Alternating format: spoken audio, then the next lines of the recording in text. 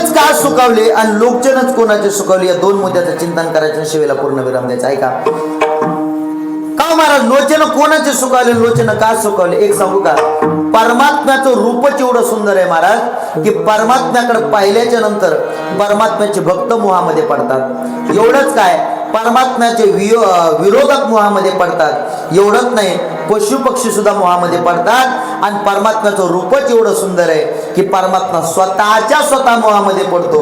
म्हणून महाराज म्हणतात, पाहता लोचन सुकावले. आणि लोचनच का सुकावले, तर याचं कारण आहे महाराज, तुकोबारांनी या अभंगातून, या चरणातून फार मोठा सिद्धांत सांगितलाय. आणि तो कर्माचा सिद्धांत. तुम्हाला उदाहरण सांगतो. काय झालं, एकदा ब्रह्मदेवाने 4 युगाला जवळ बोलवलं. कलियुग, द्वापार, त्रेता आणि कृतयुग. या 4 युगाला जवळ बोलवल्याच्या नंतर पहिल्यांदा कृतयुगाला बोलवलं. म्हणे काय रे, तुझ्या युगामध्ये जर एका माणसानं पाप केलं तर तू कोणाला भोगायला लावशील? त्या कृतयुगाला सांगितलं, बाबा माझ्या युगामध्ये जर एका माणसानं पाप केलं ना, मी सगळ्या पृथ्वीला भोगायला लागेल. मग कृतयुगाचा इतिहास सगळ्याला माहिती आहे. एका हिरण्याक्षानं पाप केलं आणि सगळी पृथ्वी कुठे गेली हो? रसातळाला गेली. मग नंतर त्रेतायुगाला विचारलं. म्हणे काय रे त्रेतायुगा, तुझ्या युगामध्ये जर एका माणसानं पाप केलं तर तो कोणाला भोगायला लावशील? त्यानं सांगितलं, बाबा माझ्या युगामध्ये जर एका भक्तानं पाप केलं, एका माणसानं पाप केलं ना, मी सगळ्या गावाला भोगायला लावेल.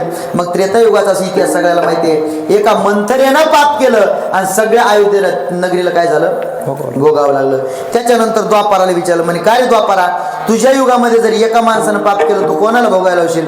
त्यानं सांगितलं, बाबा माझ्या युगामध्ये जर एका माणसानं पाप केलं ना, मी सगळ्या कुलाला भोगायला लावेल. मग द्वापार युगाचा इतिहास सगळ्याला माहिती आहे. एका सांबानं पाप केलं आणि सगळं यादव कुळ काय झालं? नष्ट झालं महाराज. त्यात फक्त 2 यादव राहिले, एक लालू प्रसाद यादव आणि दुसरा मुलायम सिंग यादव. आता दोघं का राहिले हे देवाला डोळे, आपल्याला काय माहिती नाही. मग कलियुगाला विचारलं. म्हणे काय रे कलियुगा, आता तुझ्या युगामध्ये जर एका माणसानं पाप केलं तर तू कोणाला भोगायला लावशील? कलियुगाने सांगितलं, बाबा माझ्या युगामध्ये जर एका माणसानं पाप केलं ना, जे सगळ्या पृथ्वीला नाही, गावाला नाही, मग कुळाला म्हणे अजिबात नाही, मग कोणाला भोगायला लावेल? माझ्या युगामध्ये जीव माणूस पाप करेन मी त्यालाच भोगायला लावेल.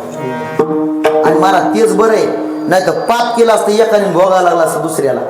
आणि कलियुगाचा नियम असा आहे, एका माणसानं पाप केलं म्हणजे त्याला दुःख भोगायचं असं नाही. हा, ज्या इंद्रियानं केलं कलियुगामध्ये त्याच इंद्रियाला भोगावं लागतंय बेटा. आमची गुरुजी एक दृष्टांत सांगायची, एवढा दृष्टांत द्यायचा आणि पूर्ण वेळा, जास्त वेळ काय नाही. काय झालं, एक माणूस असा कोकणातून निघाला आणि कोकणातून जात असताना त्याने सुंदर अशी हापूस आंब्याची बाग पाहिली. हापूस आंबे फार मारा सुंदर हापूस आंबा, आणि असं तसा आंबा नाही मारा, ते पाडाला पिकला आंबा. असं सुंदर पाडाला पिकलेले आंबे पाहिले आणि आंबा पाहिल्याबरोबर त्याला ते आंबा खाण्याची इच्छा झाली. आणि आंबा खाण्याची इच्छा झाल्याबरोबर तो आंब्याच्या जवळ गेला आणि गेल्याच्या नंतर आंबा तोडणार तेवढ्यात त्याचा विवेक जागा झाला. अरे हा आंबा दुसऱ्याचा, बरं आपण जर हा आंबा खाल्ला तर यदा कदाचित आपल्याला पाप लागेल, अजिबात आंबा खायचा नाही. पण त्यानं विचार केला, हा लोकांचा रानातला आंबा खायचा नाही, मग वास घ्यायला काय अडचण आहे. आणि मग तो तिथंच वास घेऊ लागला. पण त्याचं भाग्य एवढं बलवत्तर महाराज, नेमका एक आंबा त्याच्या पायाजवळ पडला. आता त्यानं विचार केला, आपण आंबा तोडलाय का? नाही, काय झालाय, आपोआप येऊन पडलाय. आणि मग आपोआप पडलेला देवाचा प्रसाद म्हणून खायला काय अडचण आहे? कारण लोक अशी चॅप्टर महाराज, बरं का पांडुरंग महाराज, मंदिरात जाताना काहीच नेत नाहीत, पण तिथले साखरपुटाने पेढा उचलून घ्यायचा आणि म्हणतात देवाचा प्रसाद. पण सांगू का, पुजाऱ्यानं दिल्याशिवाय कधीच उचलून घ्यायचा नसतो, ध्यानात ठेवा.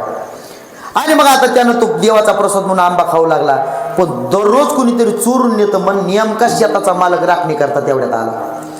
आल्याच्या नंतर त्याने याला पाहिलं आणि जसा आंबा खाताना पाहिला त्याला राग आला. यश महाराज बरं का, राग आला आणि राग आल्याच्या नंतर त्याचा खांदा धरला, एक मुस्काडा दिला.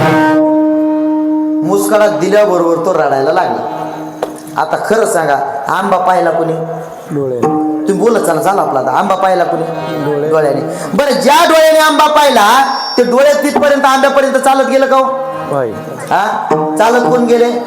पाय. बरं, जे पाय चालत गेले त्या पायाने उचलला का? उचलला कोणी? हाताने. बरं, ज्या हाताने उचलला त्याने वास घेतला का?